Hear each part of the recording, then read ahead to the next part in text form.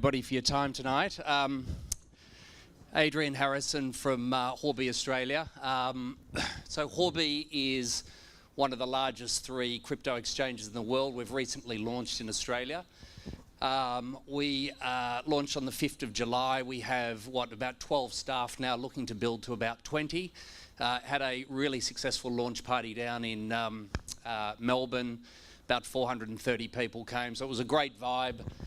Really enjoyed. I think I sort of detected the industry is a little bit on a bit of a low point at the moment. I know we've picked up in the last week, but I just got that vibe that there was a sense of excitement that a major international exchange was coming into the market, and everybody was connecting, and there was a terrific vibe that night. So we look forward to strongly contributing to the Australian blockchain community, be that with projects or with regulators. This is my first trip to Sydney, so I joined Huobi Australia about 2 months ago, as I said. Been very busy sort of building out the platform with bankers, lawyers, hiring, regulators, the whole thing. So we're up and away. I've had sort of 6 meetings today. Happy to meet lots of people here tonight and start to engage strongly with the Sydney community, and Brisbane will be our next stop. So that's sort of at a high level. Did you want me to keep talking, or will? No, yeah. Just want to confirm that we'll be doing the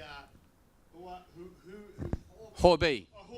Huobi launch party in Sydney, exclusive to Crypto Sydney. I'm just confirming the details with Adrian's team at the moment. Not sure Adrian knows much about it. That's okay. But you'll all be invited, whether it's on me. Ivy Pool, free drinks, I'm hearing.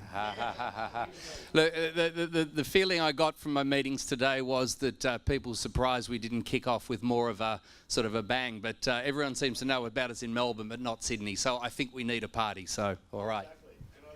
And I think this is the right group of people to make it happen. So yeah, big round of applause for Adrian. Thank you very much. Thank you. So we'll just quickly pass it through and get a little bit of an introduction and what's been happening in the world, Fred.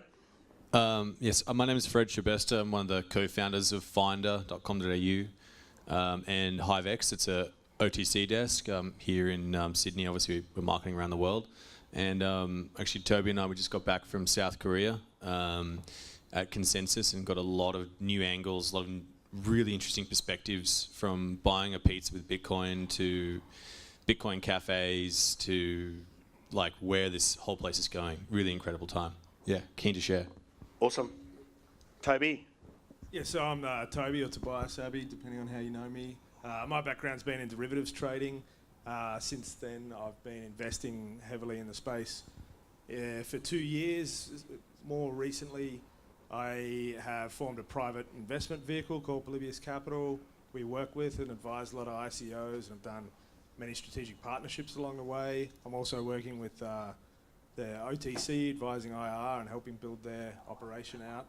And yeah, I was spending time with Fred in Korea, which was a pretty amazing experience, just seeing how they operate up there. There's some really good things going. The companies up there, the incubators are real, they're big, they're bringing in good projects, people are excited, there's real world adoption. Like, I've come back from there compared to Consensus, which was a little bit underwhelming because it was, yeah, a bit baffled by bullshit. But to come back from Korea, I just have got nothing but good things to say about the industry, so I'm excited. Awesome. Just push that button on the microphone because we didn't want to hear you talk, but now you can. Thanks, Adam. Yeah. Adam Puller from Get Bitcoin. Yeah. Get paid in Bitcoin. Yeah, my name's Adam. Thanks, David, for inviting me up. I'm actually live in Tasmania, so it's nice and warm up here for me at the moment. It's freezing down in Tassie. Yeah, so I've been involved in the space for quite a few years now. Started off very small when meetups were really hard to come by, and it's great to see so many people here tonight. This is one of the better meetups that I've been to. Yeah, so I run a business called Get Paid in Bitcoin. We launched about 3 years ago, then we shut down for a little while the banks were trying to work out what they wanted to do with Bitcoin, and relaunched in the last year or so. And we're really pitching our business to mainstream, to mums and pups, to people that don't really want to know about all the technical jargon, but just want to really use Bitcoin as a brand new money, as a deflationary currency that we all know and love. So that's my big aim in this space, and yeah, look forward to some questions. Awesome. And Clifford from Swipe Crypto. Yo, hi everybody, I'm Clifford from Swipe. I think Adam has already introduced me just now.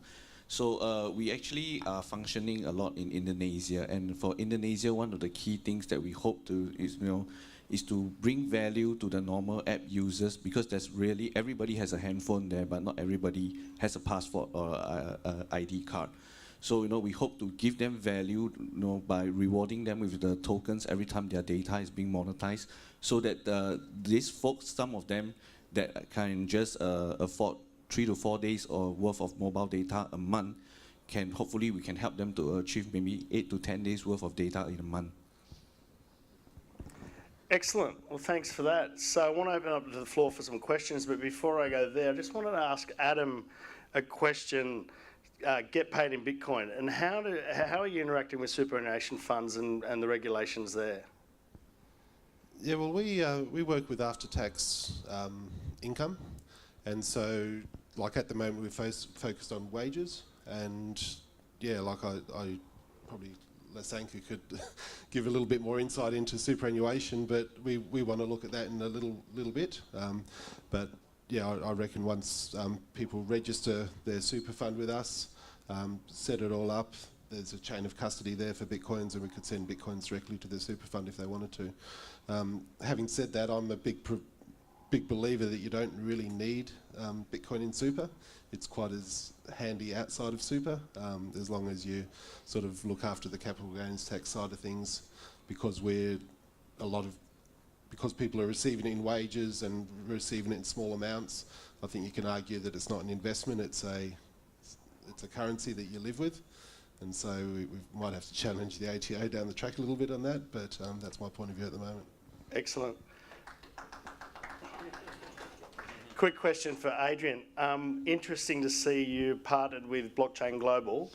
Just want to know a little bit more around that. I mean, where else have you launched around the world? Sure. Who have you launched with? What partners in which country, and why Blockchain Global, et cetera, et cetera? Sure, good question. So Huobi has opened in Korea, Japan and the US, the major markets, looking to open in Canada, UK and obviously in Australia. This is the first market in which they've actually partnered, had a local partner. So Blockchain Global, for those that don't know, is a significant player in the blockchain investment and exchange space down in Australia, well, based out of Melbourne, but for all of Australia. They're the minority partner. Huobi Group, excuse me, is the majority partner in the joint venture which is Huobi Australia. So it's really, I think they probably feel they could do better with globalising by localising. So local partner, local CEO, and that's really the genesis of that. Awesome. Quick question for Toby. Toby, the market's running a little hot at the moment. Do you reckon the ETF talk is already priced into the price of Bitcoin, or are we going to see it move further? Yeah, Before or after September? I'm a big advocate for the media, and sort of community in general loves to have a reason for things, and it's not always correct. I think we were probably oversold. I think Bitcoin and the supply-demand dynamics is just, you're seeing a few people flow back in. The ETF, I think people are definitely speculating about, but I think the inflows are probably a little bit more real than that, than just pure speculation. I think the bear market was pretty hardcore. You've seen a lot of people go to Tether, and it's always a nasty market to time. People think they'll buy back in, and then it goes 30% in a week, and that's why you see Bitcoin move the way it does. Okay, cool. Want to open up to the floor now. We've got some questions from the floor. Start getting your hands up so I know where we can go to. Thank you. First question. Cheers. Question for Fred. Korea. You talked about some big ideas over there. What were the ones that maybe had the biggest social impact, or you think probably will have the most impact coming from there? Or is there any? I think what you got to when it talks about Korea, I think like Toby said, you've got like a lot more real world adoption. Like, you go onto like Deliveroo, and when instead of paying your meal, you can actually there's a Bitcoin option, and that's just on the reg. Like that's just normal. You've got a civilization or a civilization, which is number one, adamant about their independence. They've been taken over twice by North Korea, and they fought them back from Busan and taken back Seoul. They've got 2 years in the military. They're extremely passionate and belief in their beliefs, and have huge heritage behind that. And that's driving this belief in owning your own money. And so they're an incredible country to incubate this. The other thing that happened, to give you context, is in 2000, I think it was 17, when the president got pulled out. That was actually where the big time with the bull run was starting to really pick up. And so no one was actually, the government wasn't looking. And so that's why Korea was so big. Because everyone was buying and there were no regulations, which is kind of cool. And then obviously when that came in right now, that is obviously changing. I think in terms of social, I saw 70-year-olds selling to 80-year-olds crypto.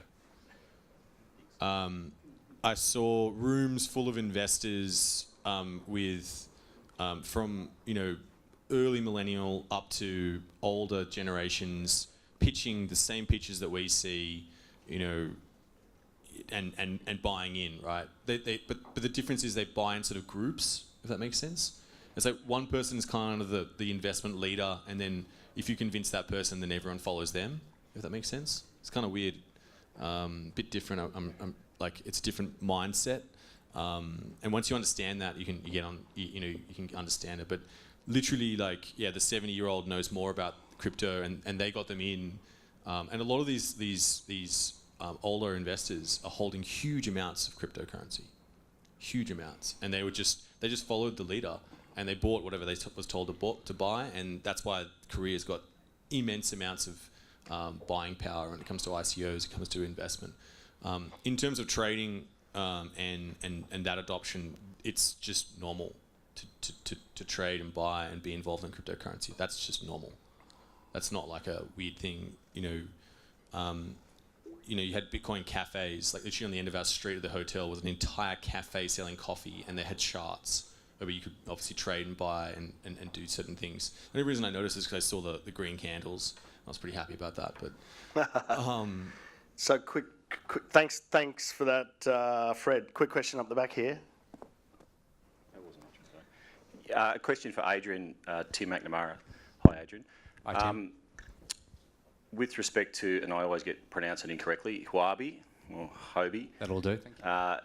What is a three-pronged question? What's your broader strategy with respect to Australian projects? What's your view on Huobi's policy on listing costs or listing fees, which are quite rampant throughout the exchange market? I'm sure you're aware of that. And any sort of general comment on, there's obviously been some articles swirling around about exchange volumes, wash trading and so forth. So interested to hear your thoughts on that as well. Thanks for the question. So Huobi Pro is Huobi Group's core exchange business, domiciled in Singapore. I think there's 300 trading pairs and about 150 coins there. So there's an extensive process and due diligence around that as to how those get listed up there. We, as I mentioned earlier, are a joint venture down here, so the listing process is essentially in our hands as to how we'll manage that process. We're currently putting an application process together and how we will conduct that due diligence and to make that process as transparent as possible.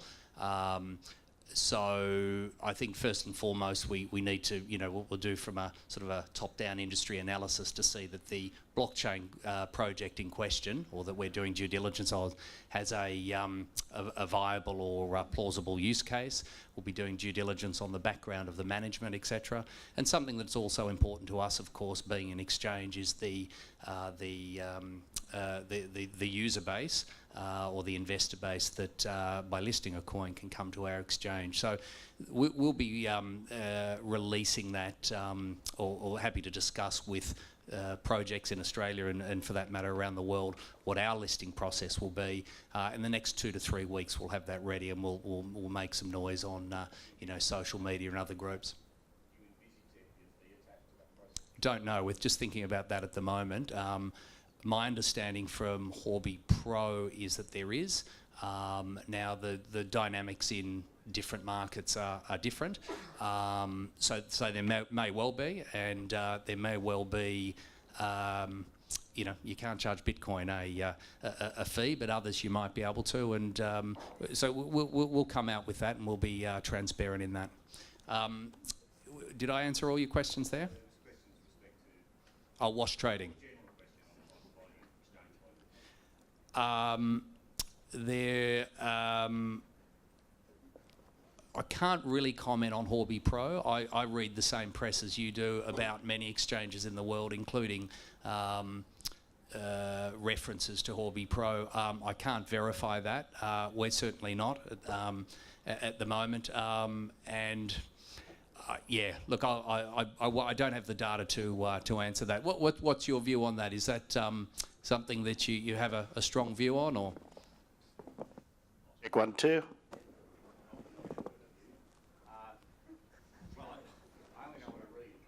Sure.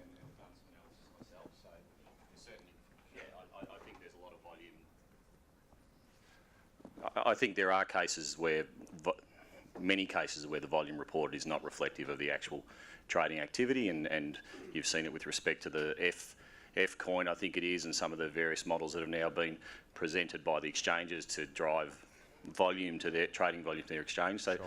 But that'll wash out over time as things progress. But I was just more interested in your, or Huobi's or Huobi's policy of Huobi, excuse me, Huobi. That was it. Yep. Okay, is it Chinese?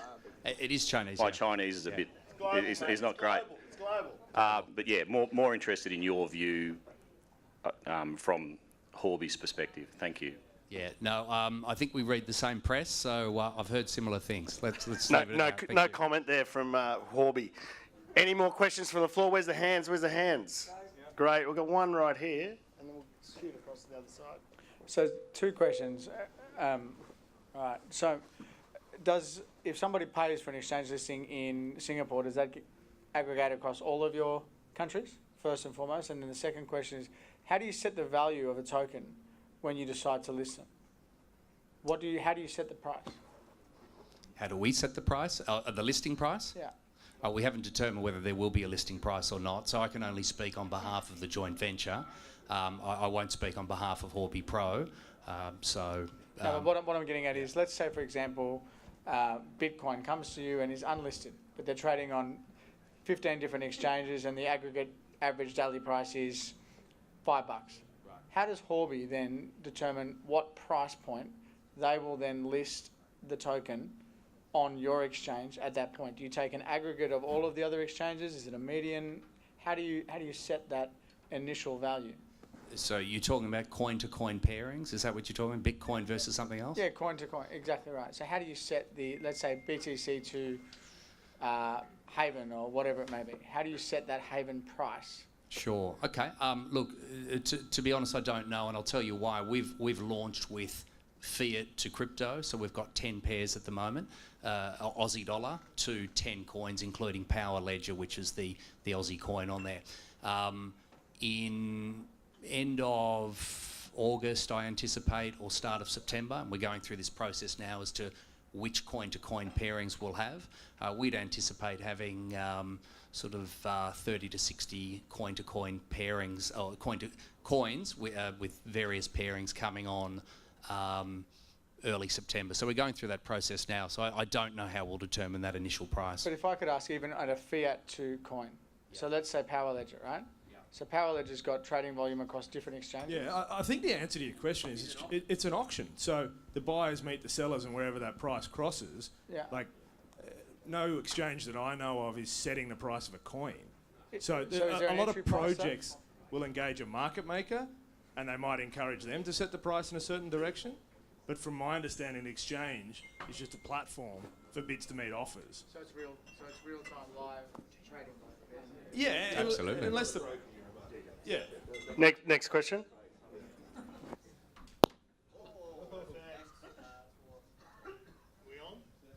Hello, as for Adrian, with Binance moving to Malta, to build a decentralized exchange, list security tokens, and offering a fiat payment gateway, is this what? Do you see Huobi going down a similar path, or if not, what would you guys do to remain competitive? Vis-a-vis a fiat on-ramp? Yeah. Okay. Well, just in terms of the domicile of Huobi, just to be clear, Binance, as you've mentioned, have moved to Malta. Huobi is Beijing headquartered, has 1,200 people up in Beijing, so that's all the back engine of our technology is developed out of Beijing. So we've got some of the best technology and security in the world up there coming out of there. That's now available to the Australian investor. For Huobi, they have actually re-domiciled their exchange to Singapore. So that's the main exchange, Huobi Pro. Now, there's no fiat on-ramp there at the present time.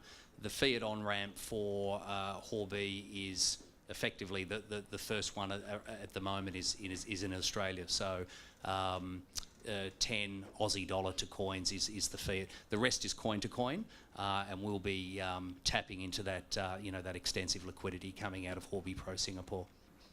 Awesome. Any more questions? Where's the hands? There's one hand over here. Is there a hand there? There's a hand there. There's a hand there. There's one down there. Oh, it's two. Okay, good. Let's go with Bill first.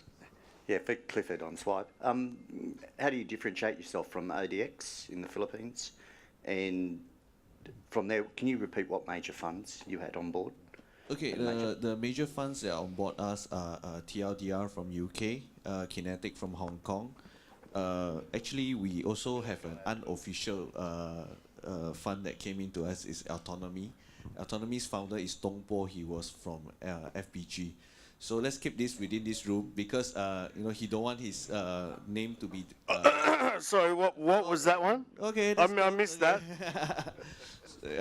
Only recorded live and going to broadcast next Thursday afternoon. We missed that. Shucks. Can we cut that piece, please? Anyway, we also have Alpha Block. Alpha Block came from Indonesia's top 2 VC funds from Alpha JWC. As a traditional VC, they cannot come into us directly. That's why they set up a separate entity called Alpha Block to come into us. Kinetic, TLDR, QCP. All right. QCP helps us in treasury as well as market making as well. Right. These are the funds that are with us. I see you're talking about Indodex, right, in Indonesia. Yeah, ADX. Correct. Yeah. They are actually a crypto exchange. For us, we are doing data monetization.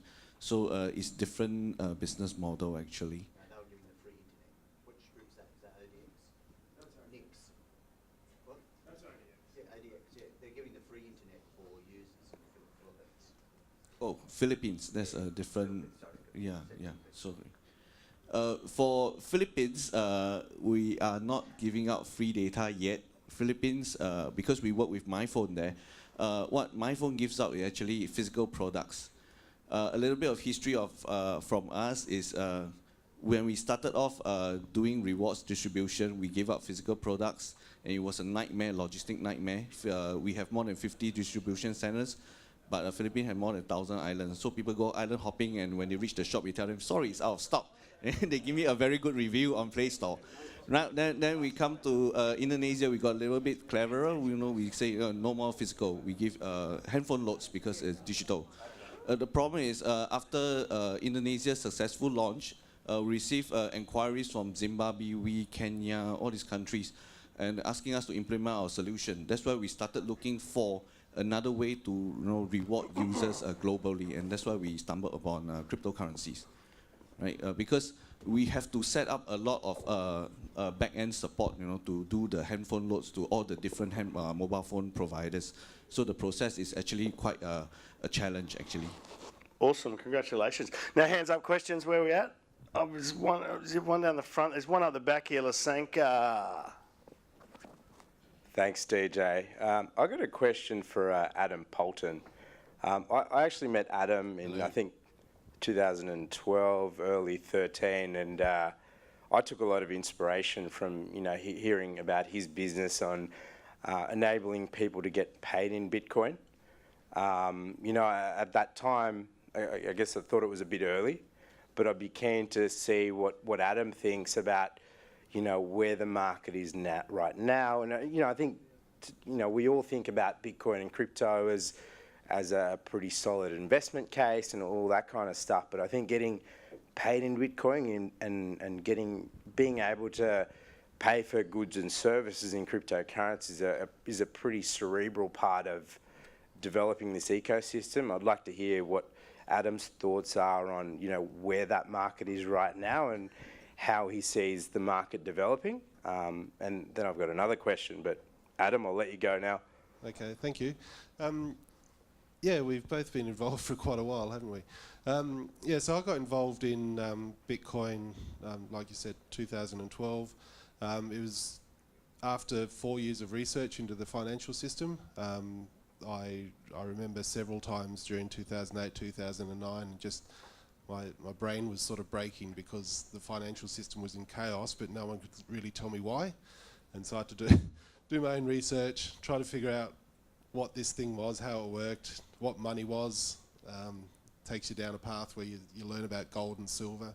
And my get paid in Bitcoin business was actually almost a get paid in silver business, because I thought, all right, the way to solve this problem of everyone holding this fiat that could go to zero at some point in time was to actually have a hard currency.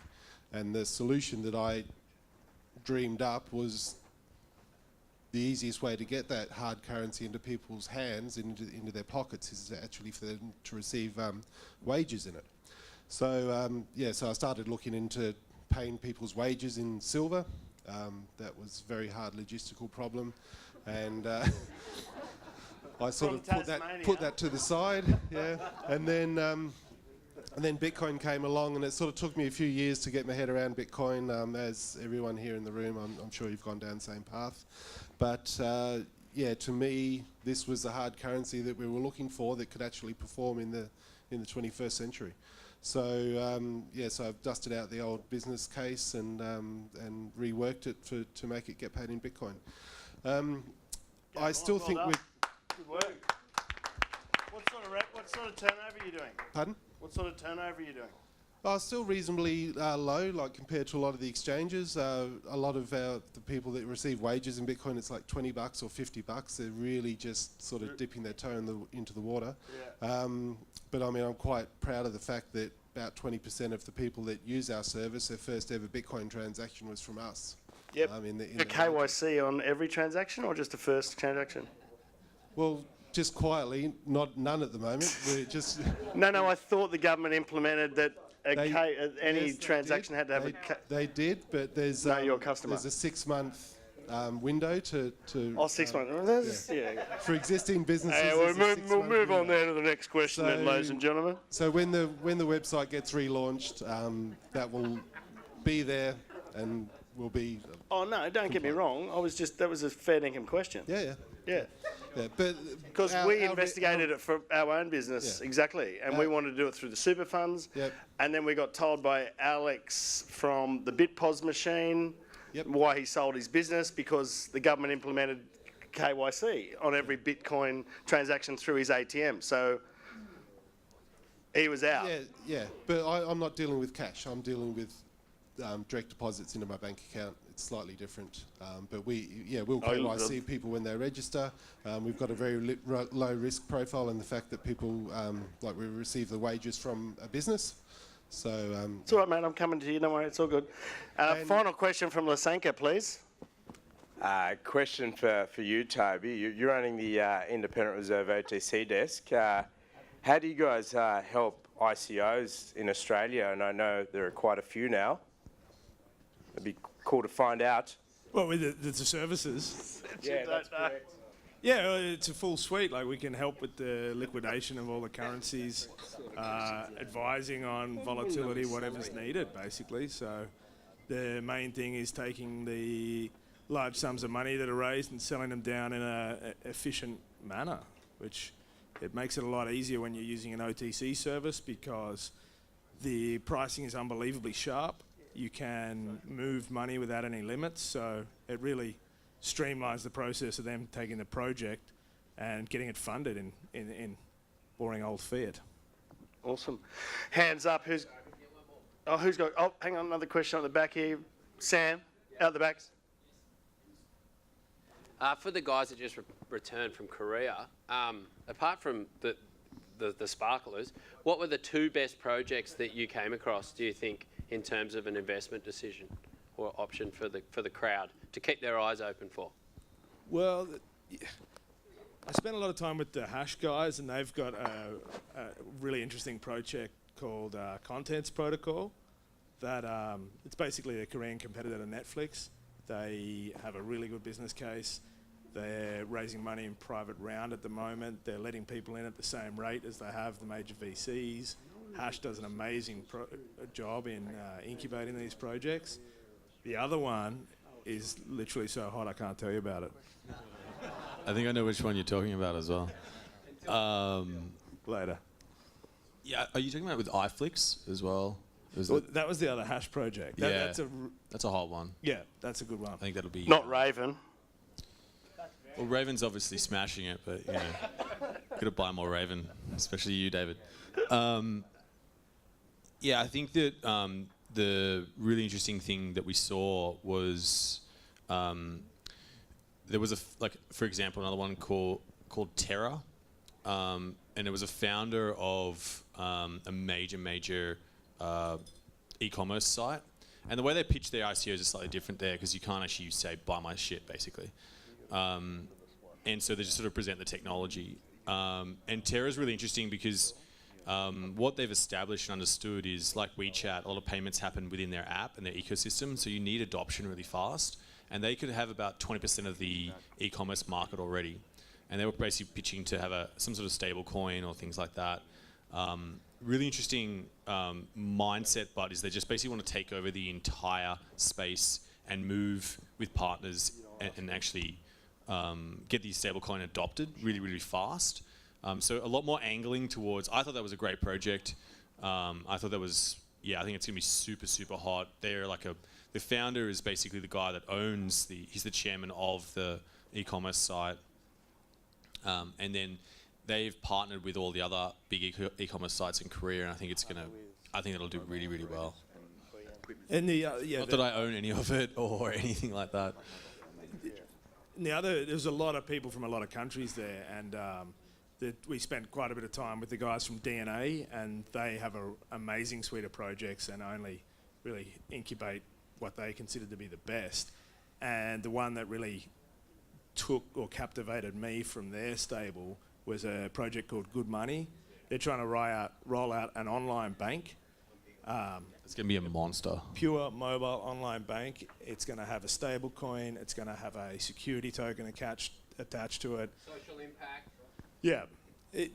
Stuff like this, I think, it's going to be huge, and it's going to take someone to do it right, and maybe a project coming out of DNA like that, they'll have the correct backing and advisors, and we spent a lot of time with the guys from that team. They're impressive. To get critical mass. Pardon? I'm not familiar. No. Awesome. I think those guys had incredible team, like Bear. Yeah, Bear's pretty good. He can probably get you on board to donate all your life savings to, I don't know, some charity. He's hectic evangelist.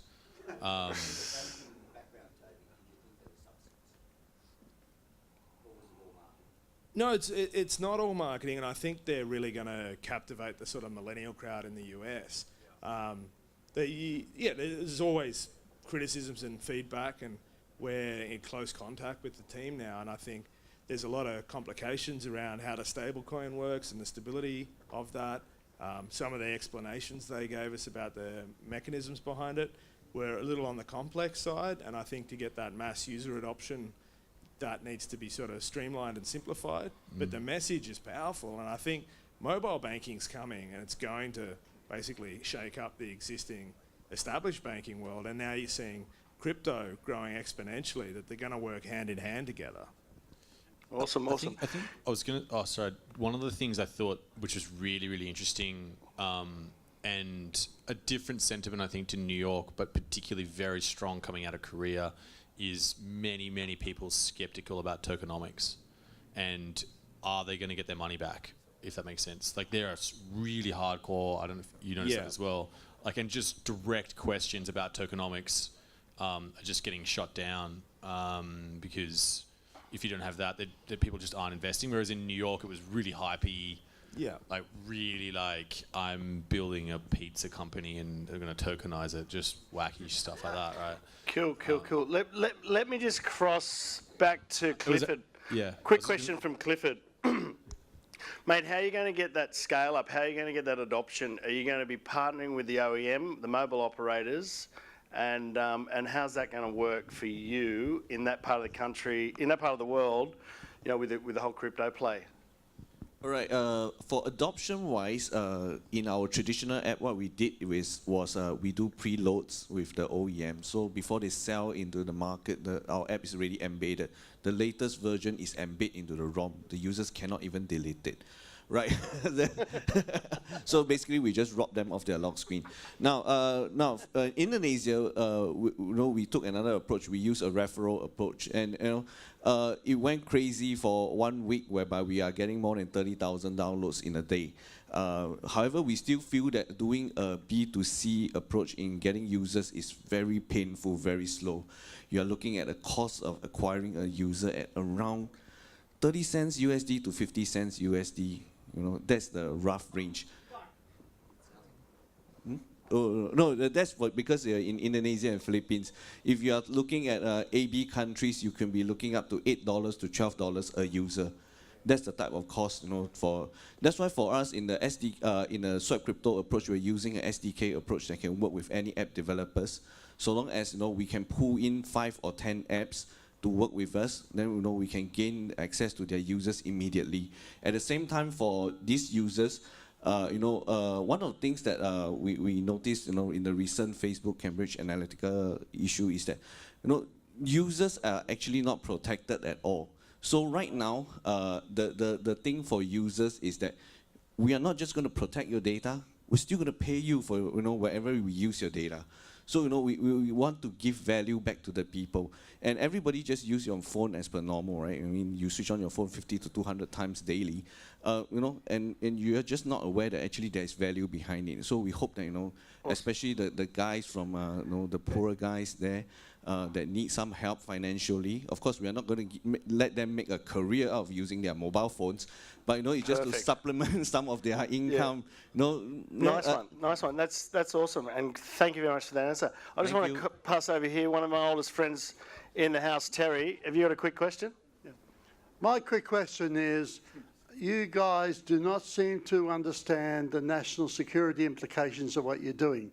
So tell me why we are not going to be over. Most of these projects are international, which is great, but why? What are the national security implications of what you're doing? So let's get an answer for every panelist on that question, please. Short, sharp, and quick. Here we go. Let's go. Get that film. Roll it on. So from our point of view, we are operating a digital currency exchange that is regulated by AUSTRAC. So I would say that is not a critical piece of national infrastructure. We are simply... Sorry, will I finish? So you think... Okay. Not a critical piece of digital...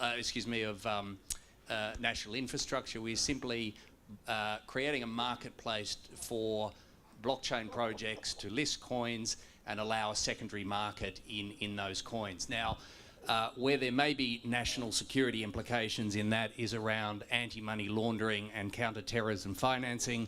We have to put it... Sorry? We have to put in I can continue, yeah. We have to put in place a KYC, or Know Your Client, process as part of our registration with AUSTRAC. We need to abide by that and report that accordingly. So I don't see any implications from our point of view. Thank you. Can you frame your criticism so I can respond a bit better? And what are your concerns, firstly? Oh, hang on. Terry. No, Terry, we need you on the mic, son. Sorry. My simple point is that most of the commentariat in Australia, which I disagree with, is anti-China at the moment. And, you know, whether you like it or not, the place is going anti-China and is agreeing with the Donald Trump stuff about going local. So we have a local thing going on where crypto is international. So how will crypto as an international thing prevail over the local nationalism that is prevailing in the world? Yeah, well, I think the world is global and nationalism is sort of widely seen as bullshit. Like, money is a basic human right. Like, we don't need controls by governments and fiat, and we don't have to accept that it's always going to be printed away to maintain the economy and bail out businesses and failing industries. Like, yeah, maybe there's going to be some winners and losers, but every fiat on-ramp and off-ramp is controlled by AML and counter-terror financing laws. Basically, if you could do it in the old system, you can do it in the new one. So I don't really care about those aspects. I think this is a genuine form of monetary freedom that, yeah, it is international, but the world's international. It's getting more interconnected every day. Terry, you might want to have a chat with Toby after this. There's a good meme. It's like, old man yells at cloud. Check 1, 2. Now let's move straight on from this. Security, check 1. Hands up. Hands up, who's got the next question? Check 1. Who's got the next question? Has anybody got a question? Security, has anyone got the next question? I can ask one. How many drinks have you had tonight, Terry? That's all right. Game on, mate. Just relax. It's all happening. This is Crypto Sydney, brought to you by David Jackson. Fucking round of applause. So, sorry, can I just make a comment? No, before I say that, there's some rude pricks up the back there that you won't be invited back if you keep all that fucking chatter up, right?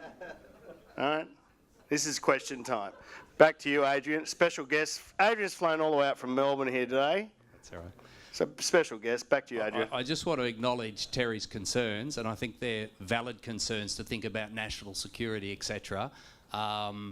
Maybe the tone of the question could have been asked better and we might have answered a little bit differently, but I think the concerns about national security are valid and the question should be asked, and I think it was fairly well answered, but it's a fair question. Yeah, here's to that. Now, is there any other questions in the crowd? Halsey, you've got one catch. Toby, hard one for you. FOMO 3D. FOMO 3D actually blows my mind. Like, the fact that we have basically an open source, transparent, reverse Ponzi scheme pyramid that's raised $44 million. Hourglass, not pyramid. What's that? It's an hourglass rather than a pyramid. Yeah, I'm actually struggling for the word to perfectly describe this, but the sort of... So hang on, I don't know anything about this. Can you give us an overview? So basically, it's a system where you buy a key, and every key you buy adds 30 seconds to a timer. And the last person to buy a key wins the jackpot, which is now $10 million. There's $30 million in dividends being paid out to people that have bought keys already. And if you buy a key now, you sort of get in the pyramid. Can we all buy one now? No, like, but the dividends accrue to the earliest buyers. The website is exitscam.me. Yeah. Like, it's actually the craziest thing I've ever seen, and the fact that it's collecting the money that it is just astounding. Including ours. Yeah.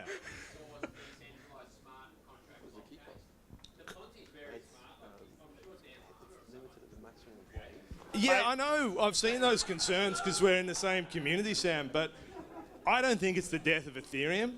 I think it's very interesting. Hang on.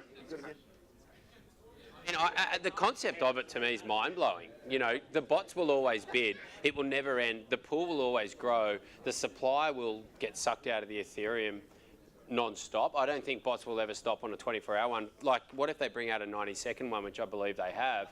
and then I know they have, and then there's something like that, and then obviously CryptoKitties can clog the Ethereum blockchain. As a new project startup wanting to build when you need scalability, you know, this could fall into the lap of something like Hedera Hashgraph. It's certainly or not EOS. healthy for the ecosystem, but I guess, yeah, like Hashgraph, EOS, things like that, you could circumvent and block these sort of applications. But Yeah.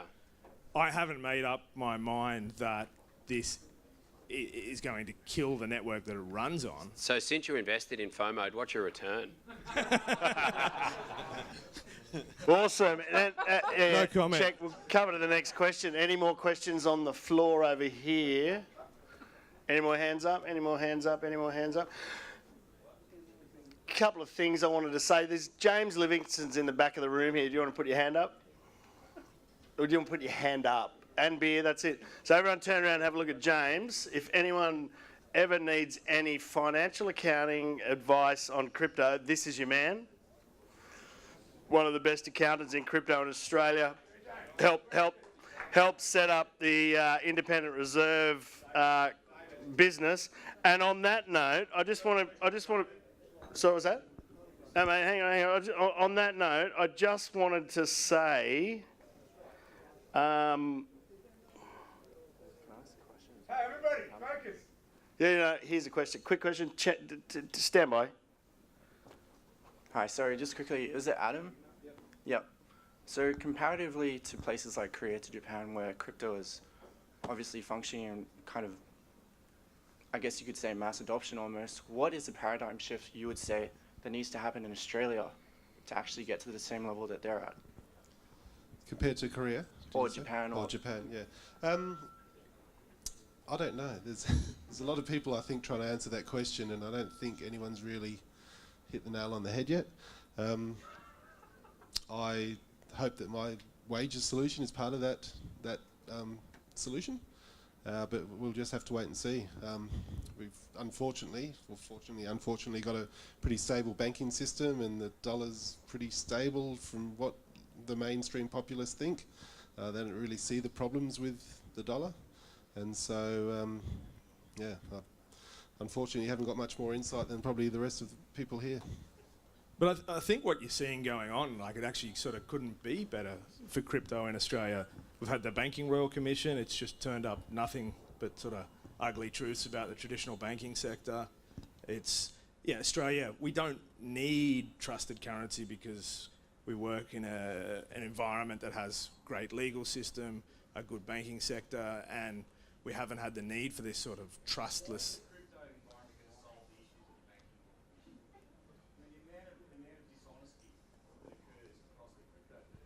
No, I don't think he said it was going to solve it. What he said was. No, I'm just saying that. What he said, the banks have been.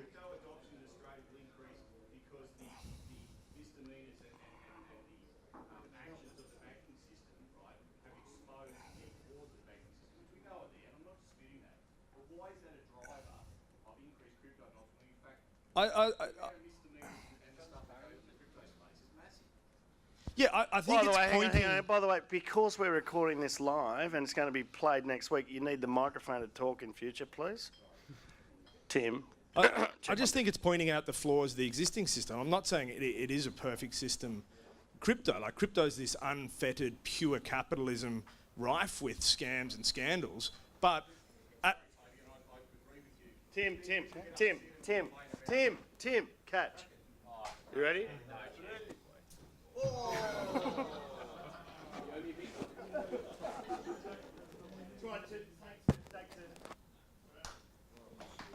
Sorry, so I'm not necessarily disagreeing with that, but then people get frustrated. It's an open, decentralised, trustless system, and people get angry about Ponzi schemes, for example, right? There's a prediction market on Augur as to when Donald Trump is going to get assassinated, and some people can be appalled by that. Other people can say, well, it's an open, free system, and we can do what we want, right? But if you want an open, free system where people can do what they want, you will get this scheme, you know, which I'm not making any comment on. You will get misdemeanors, you will get the good stuff and the bad stuff. So I don't. Yeah, no, I think the industry needs to do a good job of protecting people coming into it, because it's not for your sort of low-level retail investors and like your grandmother shouldn't be sold this down the phone, because it's complicated. hang on. So, Yeah, I think it should be purely held back to accredited investors, but it's not. Let me just support what Tobias was saying before, right? But when you look at the Banking Royal Commission, if you look at forget crypto, but how blockchain can solve that, you look at number one, you've got to look at responsible lending. So utilising blockchain and distributed ledgers, you can analyse an individual's person's profile, they can hash that, all of those things. The next thing is there's a project called Blockchain Against Fraud, where they're hashing tax returns and pay slips onto the blockchain so they're immutable. So then people can't fudge those pay slips to ultimately go in there and get, leveraged by a mortgage broker. No, that's right. But there's Tim, I told you. Tim, Microphone, son. there's a range of technologies on the blockchain that are coming through at the moment that I think will ultimately solve a lot of those problems. Yeah, I don't think blockchain doesn't have all the answers yet, but I think more the fact that people are starting to realise that neither does the traditional sector, that it is heading adoption our way, and it's our sort of job as stewards of the industry to craft it in a way that's going to protect and build it properly. But yeah, it's a work in progress. Thanks, Captain. Adam. And yeah, it just... Hang on, Adam. I think we're at the beginning of like a 20-year adoption process. There's different types of adoption. A lot of people coming in at the moment are really trying to make a fiat profit.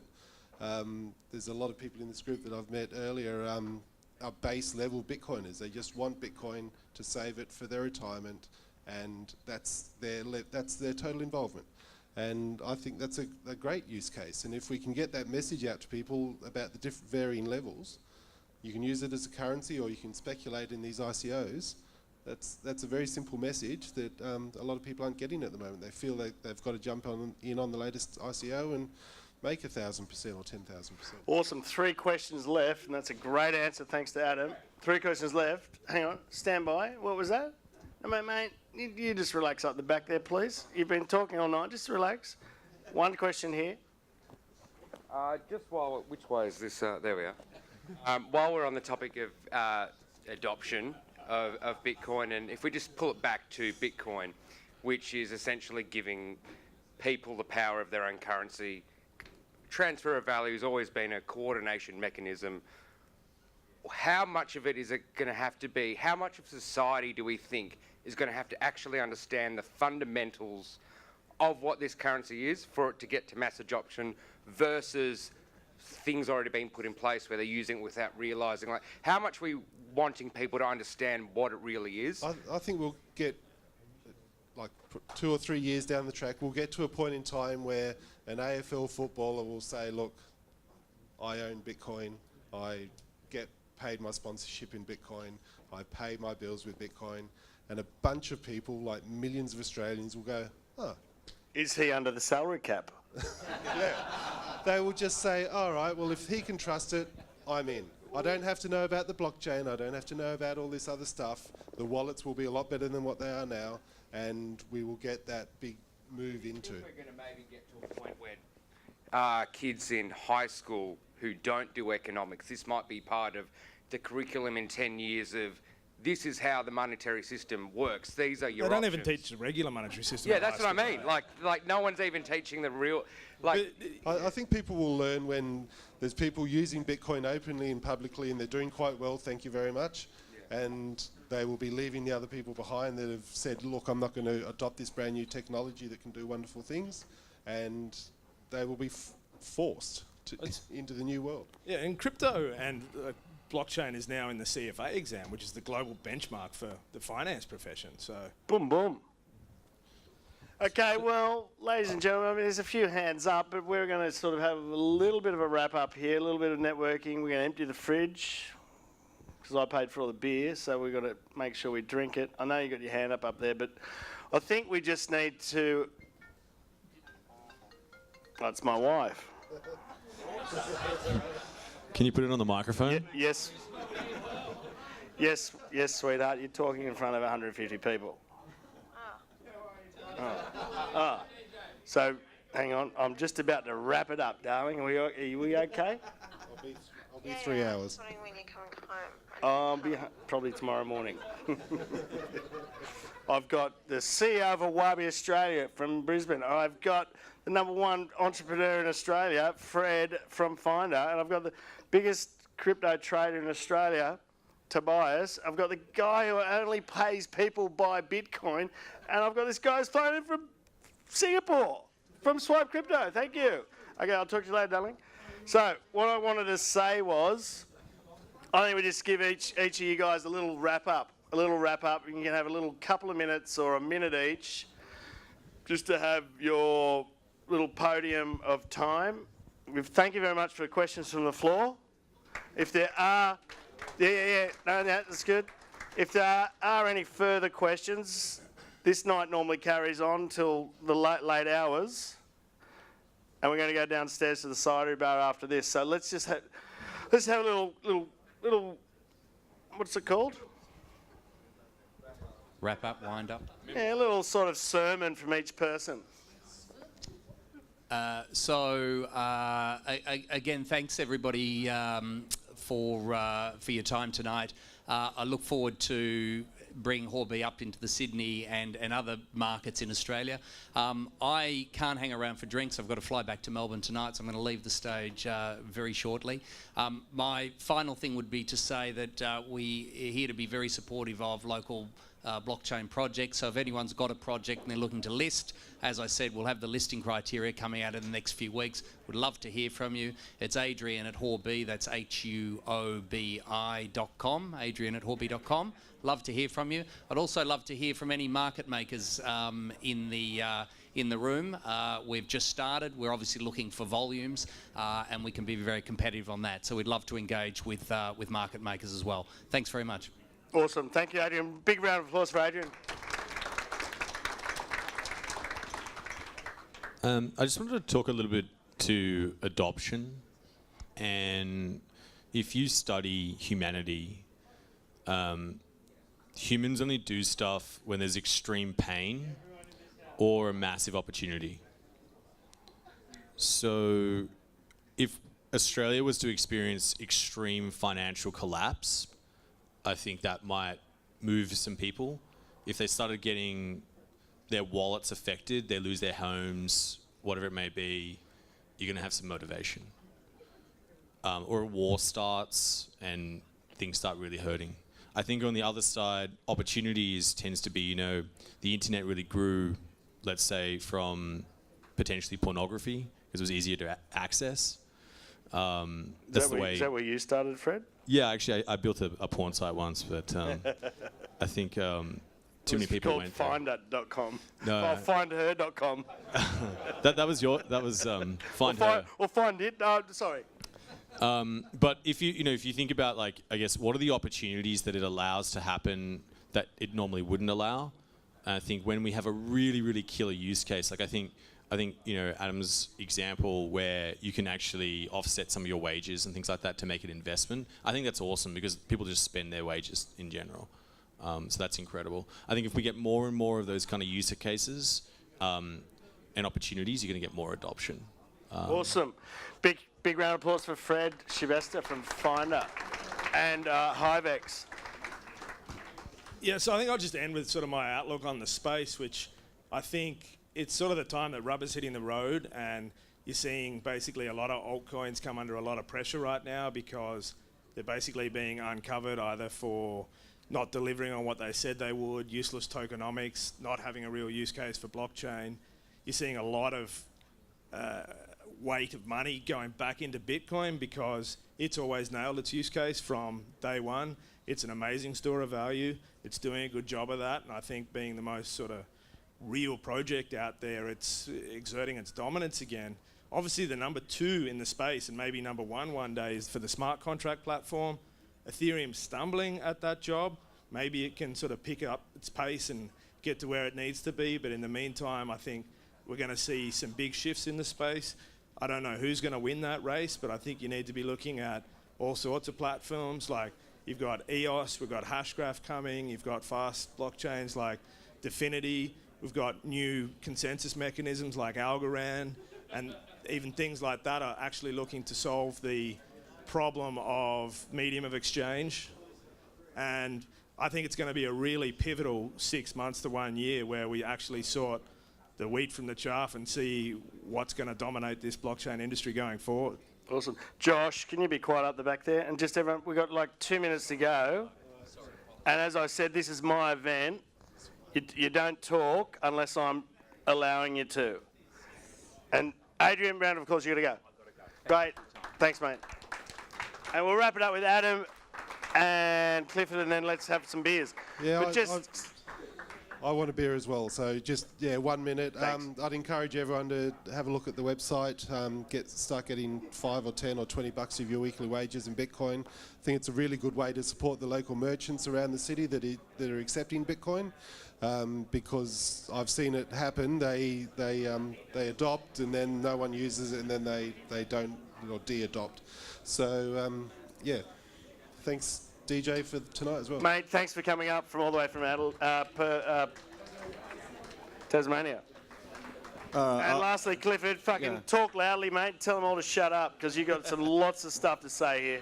No, I'll make it quick. I think the key thing to driving adoption is that the technology got to take a seat at the back, so that the ease of use for the users becomes very, very easy. You basically don't even need to understand what the hell is blockchain, to own a coin. And I think everybody really needs to take a step back and see look at the current process, whereby it's really quite cumbersome and not easy for a 60 or 70-year-old folk to say, I want to own a cryptocurrency, I want to go to exchange and buy one, I want to trade, I want to do this, I want to do that. So the entire technology and the things that are supporting it got to take a back seat and let the entire process of using the coins be very easy. Right? That will really drive adoption from my view. Great work. Thank you very much. Okay, a big round of applause for our panel.